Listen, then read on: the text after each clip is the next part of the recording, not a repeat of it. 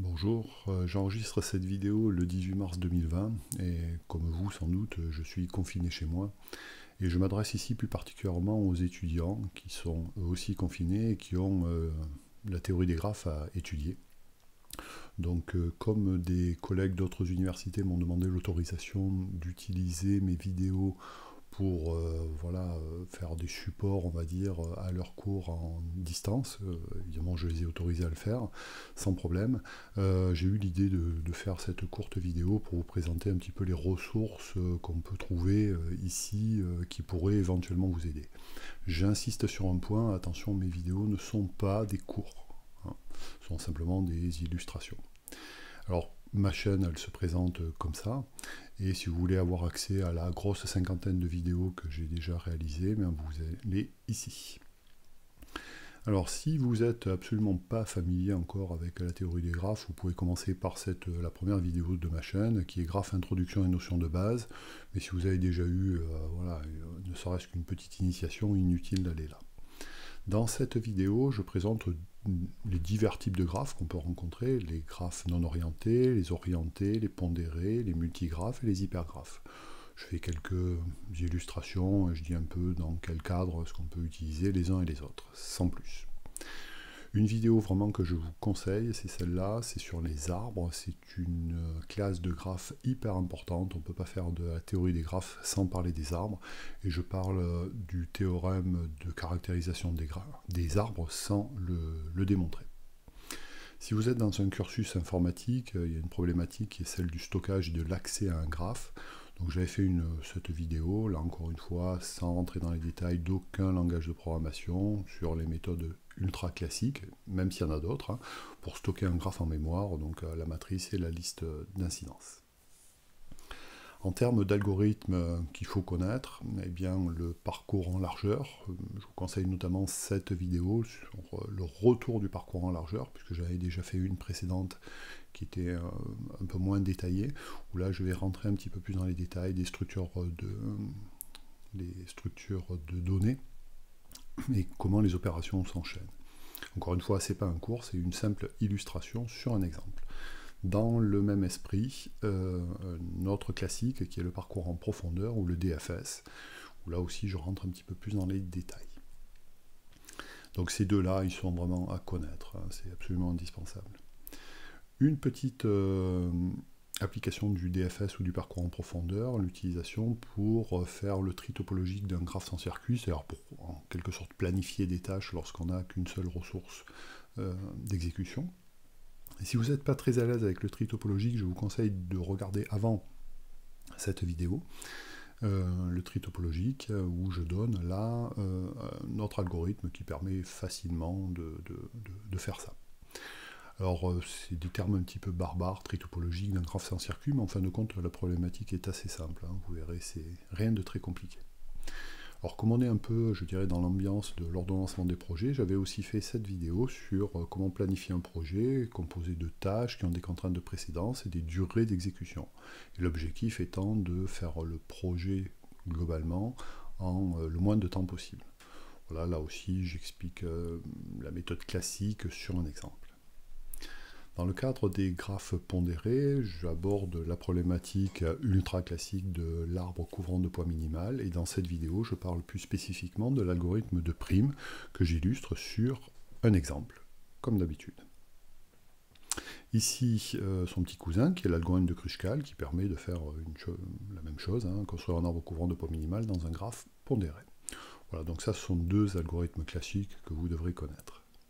Pour rester dans le cadre des algorithmes, des graphes pondérés, un classique parmi les classiques aussi que vous devez connaître, c'est l'algorithme de Dijkstra. Donc j'avais fait deux vidéos, celle-là qui explique, je dirais, les mécanismes de base, et celle-là qui rentre un petit peu plus dans les détails avec l'opération de relâchement détaillée un petit peu plus. Voilà. Donc tous ces algorithmes-là sont à connaître et sont à maîtriser en général dans un programme de graphes, on en parle, hein, au niveau L3, disons, voilà, troisième année après le bac en général.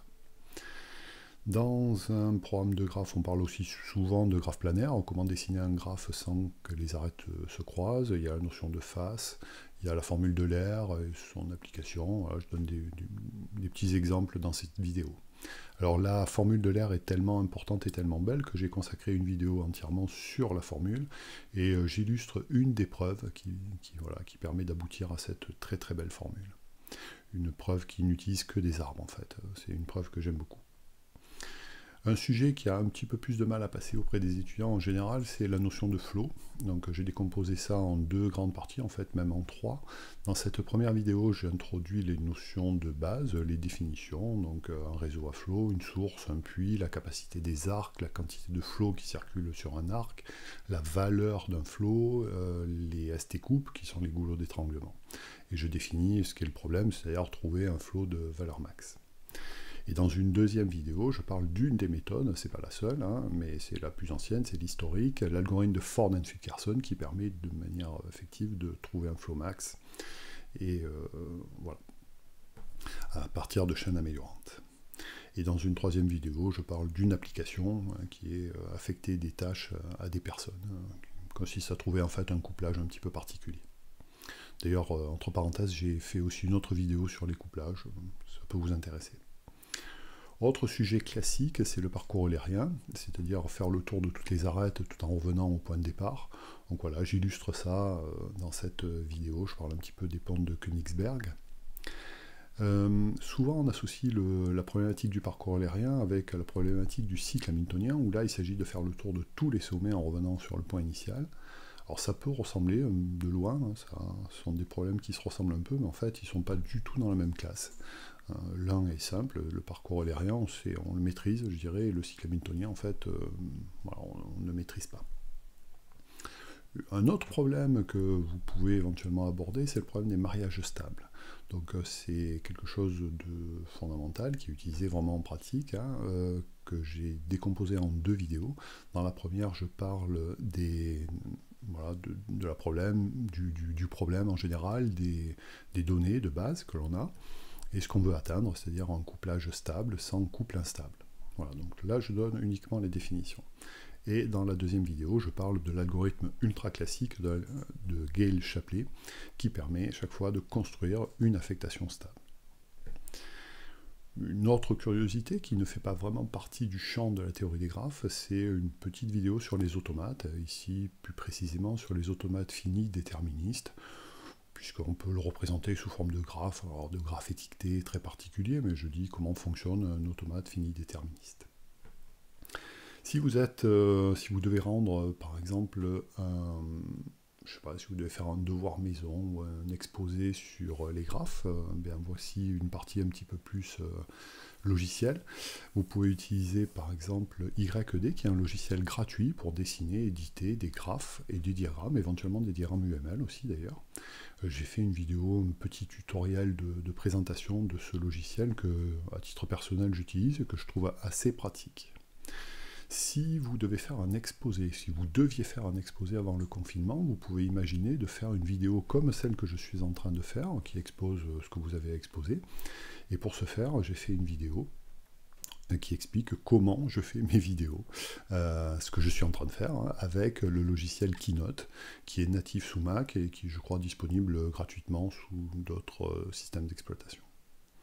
Voilà, donc ce sont quelques ressources gratuites, sans publicité, accessibles, donc n'hésitez pas à partager cette vidéo pour qu'elle soit visible de tous les étudiants, ça peut éventuellement rendre service. Et un message, être confiné, ça ne veut pas dire être inactif. Donc bon courage à tout le monde, et puis ensemble, en restant confinés, essayons d'éradiquer cette saloperie qui vient de on ne sait pas trop où. Allez, bon courage à tous, bon travail, et restez confiants. À bientôt, au revoir.